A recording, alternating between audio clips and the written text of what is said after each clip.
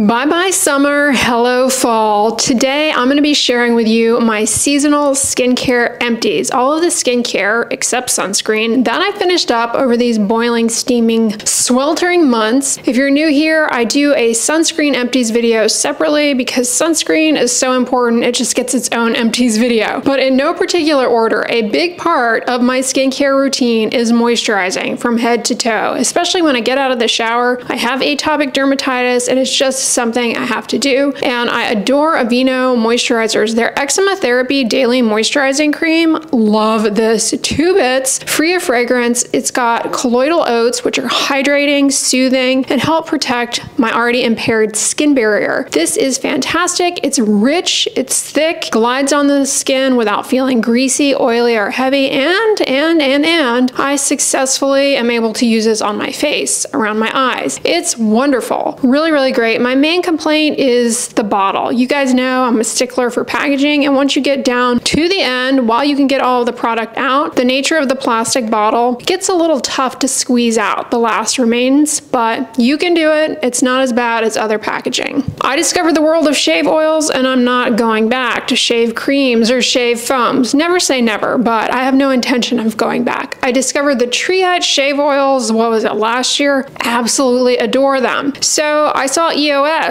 has a shave oil. I needed to try it. It is as good as the Tree Hut ones. This is the Cashmere Bikini Shave Oil Serum. It has a nice amber aroma, almost a little vanilla caramel spice thrown in there. Performs just as well as the Tree Hut one. So with these shave oils, what I like about them is that they're easy to spread on the skin while you're in the shower. They stay on your leg while you are trying to shave your legs in the shower. They don't smear all over the place, but then they rinse off really easily once you do want to rinse off the shave residue, and they leave the skin hydrated, soft, and smooth, but they also help substantially cut down on the risk of shave nicks and irritation. Really, really like this. I definitely would repurchase it, but if I had to pick between the EOS and Tree Hut, I would go Tree Hut because, well, they have more aromas. That being said, I really need one of these brands to come out with a fragrance-free shave oil so that people who are allergic to fragrance can get on this shave oil game. Facial cleanser that I finished, the Vanity Cream Gentle Facial Cleanser. I also like using this as a hand wash. It gets the job done. It's very gentle. It's free of common allergens and irritants. It has a nice gentle foam to it. It's great for oily, dry, or combination skin. I also finished Cleanser by Prequel. This was a wonderful face and body wash with colloidal oats. Very hydrating, free of fragrance, generated quite a nice lather if I do say so myself. Prequel is a brand, honestly, I have not tried anything from that brand that has been a flop. I think they are underrated. Speaking of facial cleansing, you guys know I am an avid double cleanser. I like to use a cleansing oil or a cleansing balm as the first step in my nighttime skincare routine. It helps to dissolve the film of water-resistant sunscreen from throughout the day, as well as mascara residue. And then when I get in the shower, I use a gentle cleanser to like properly wash my face. It really, really helps me a lot to basically get everything off of my face without having to rub too much, especially when it comes to mascara removal. The Beauty of Joseon Radiance Cleansing Balm, I adore this. I think this is, I want to say it's my 3rd jar of this. It's free of fragrance, and it's really a nice luxurious experience to use. It generates a nice silky lather and then rinses off the skin really easily. And I also really like the packaging. It's kind of a little bit different. Instead of a cap that you have to screw off and then set to the side and then put back on once you've got oily residue all over your fingertips, you just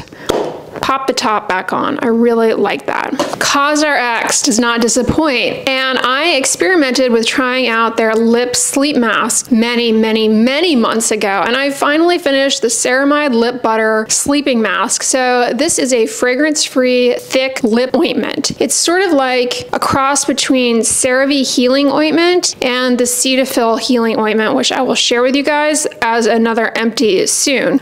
You know, I have tried the popular Laneige sleep mask, I do not like it. Not only because it is, oh, here comes an ambulance. I don't like the really popular Laneige lip sleep mask. The fragrance I find to be a bit too strong, and honestly, I just don't find that it keeps my lips moisturized throughout the night. Now, when we sleep at night, the skin does lose more water and becomes more vulnerable to dryness, so it's not surprising that many of us wake up with, well, dry lips. The idea behind a lip sleep mask is to use a rich ointment to your lips at nighttime to really help cut down on that. Not to mention saliva residue can also be irritating to the lips. So this, or any ointment that bills itself as a lip sleep mask, really can protect the skin of the lips. It's free of fragrance and flavorants. It has ceramides, which are good for the moisture barrier. It's hydrating, and it really does protect the lips quite nicely. And this lasts forever. Like, you don't need a lot to really get a good layer on your lips. It lasts a good long while. Okay, I went through 2 jars of Hydroboost Moisturizer. I went through the water gel and the water cream. The water gel is a lot more lightweight in consistency compared to the water cream, but they have very similar ingredient profiles. They are both free of fragrance, and they have natural moisturizing factors like urea, for example, along with hyaluronic acid. So not only do they help reduce water loss through occlusive ingredients like dimethicone, but they really help with hydration by those natural moisturizing factors. Urea is also a really good ingredient in a facial moisturizer. Not only is it hydrating, but it helps to encourage gentle exfoliation, smoothing out the skin surface, and ultimately improving barrier function. I have been a huge fan of Hydroboost facial moisturizer for years, and about a year or so ago, a year and a half ago or so, at this point, they reformulated the Hydroboost gel cream, and instead they now have the water cream and the water gel, and they added the natural moisturizing factors. I really like these newer formulas. I think they have a nicer texture to them, and I also like the addition of the natural moisturizing factors. I really think it takes the moisturizer to another level in terms of performance. I also finished CosRx's the Hyaluronic Acid 3 Serum. So this is a hyaluronic acid serum, great under moisturizers, just for a little extra pack of hydration under your moisturizer, but it also has amino acids, which are part of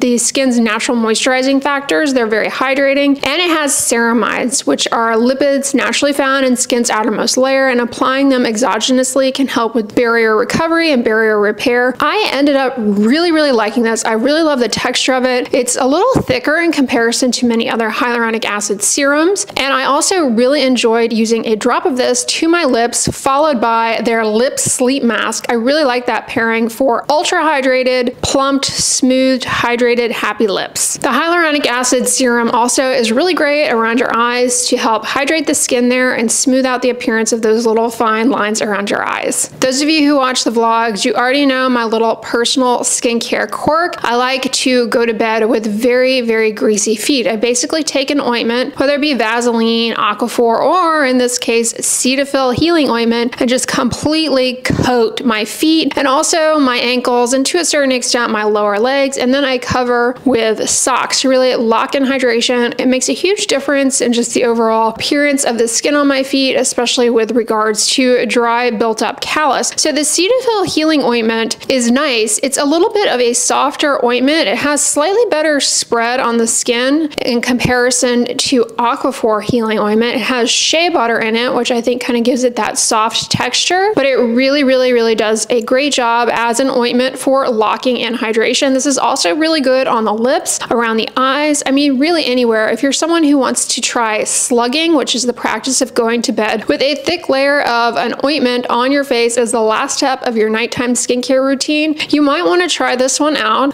It's not as though it performs any better than like Vaseline or Aquaphor, but it is another option in that roundup. I have really liked this. Now, one thing about this that is worth mentioning in contrast to Aquaphor, so Aquaphor does have lanolin, which some people are allergic to, so I always point that out. This does not have lanolin.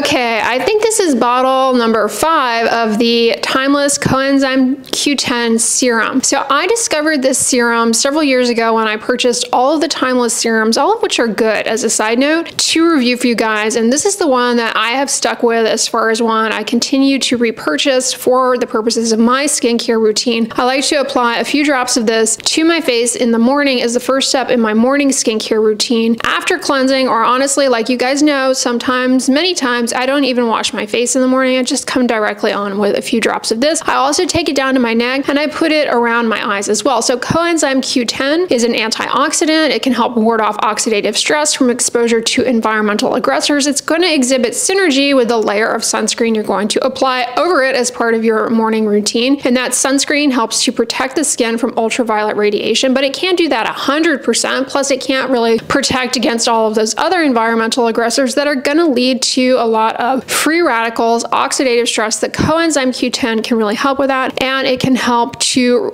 boost up your skin's antioxidant system so that your skin is better equipped to handle the day-to-day stresses. And also, it has a good ability to penetrate into the skin when applied topically. Now, the other thing I like about this serum is that it has Matrixyl 3000 in it, which are two peptides that may help with collagen quality and collagen health. Ultimately, that's going to be a good thing for the health of your skin. At any rate, they are very hydrating ingredients. And it's got hyaluronic acid, a humectant that is helpful for hydration as well, along with glycerin. Now, if you're wondering what is the difference between glycerin and hyaluronic acid in terms of results, check out my video comparing the two ingredients to give you a little bit more perspective. But they're both humectants and they both help with increasing water content in your skin, which is really a huge goal when it comes to your skincare. A lot of what skincare products do for you revolves around improving moisture content in the stratum corneum. And when that happens, not only does the skin immediately look better, smoother, more radiant, more glowy just by light scattering, but the water content allows for the enzymes in the skin barrier to operate more efficiently. They require water. So when the water content drops, they're like kind of scrambling. And that's why you get slowing down of epidermal turnover, a buildup of dry, rough skin, and problems with skin texture. So hydration really helps improve the natural exfoliation processes, smoothing out the skin and improving texture. Love this. Can't say enough good things about it. And it is one I have already repurchased so many times over the years since discovering it. Highly recommend it. It's a great, affordable, fragrance-free antioxidant serum with a few other hydrating ingredients in there to kickstart your morning routine. Then I also discovered a serum from Minimalist. So Minimalist is a brand that you guys have been asking me, please check this brand out. And this is the first product from them that I decided to give a try. It is their tranexamic face serum. So tranexamic acid you hear about for hyperpigmentation. It's a medication that we give by mouth to treat melasma. It's quite effective. However, applied topically, there's always this question of like, is it actually helpful for hyperpigmentation? Does it even get in? Suffice it to say,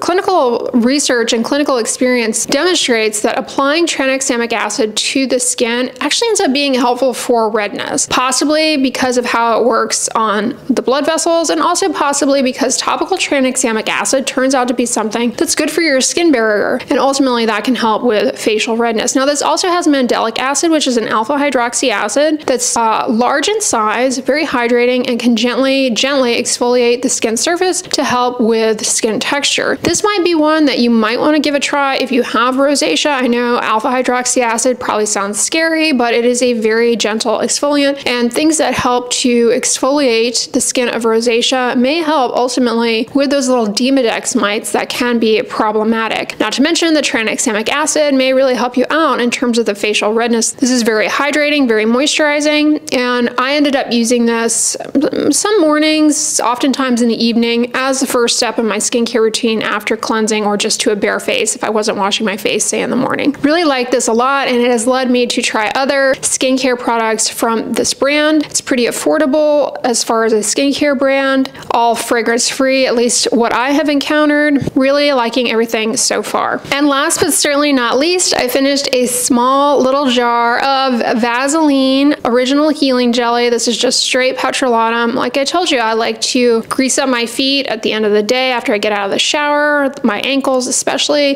with an ointment. And Vaseline is the quintessential ointment, the quintessential skin protectant. It's really, really awesome for cutting down on frictional forces, which around your ankles, at least for me, like with running and walking and stuff, sometimes I whack my ankles together. It creates a lot of friction that can lead to discoloration there. This really helps with that. And it also helps, again, with how my feet look. I also like to use this on the lips, the eyelids.